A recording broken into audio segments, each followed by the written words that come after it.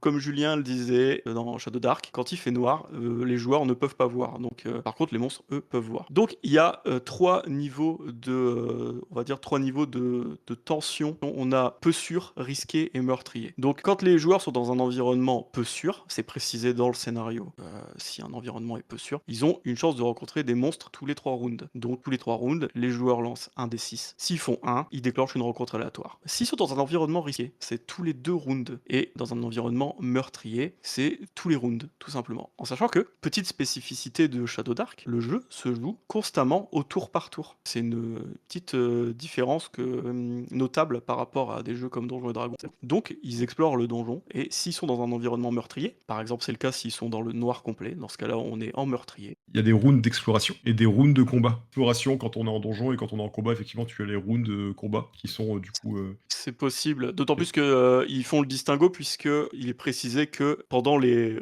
rounds de combat, évidemment, on ne fait pas de jet de rencontre aléatoire parce que comme Donjons et Dragons, vous savez, un combat, ça peut durer quelques tours, enfin quelques rounds. Imaginez que vous êtes dans le noir, chaque tour, il y a risque d'ajouter des monstres, donc non, non, pendant les combats, il y a pas d'autres Bon, c'est rencontres pas aléatoires comme de si de le jeu était possibles. déjà assez difficile, quoi.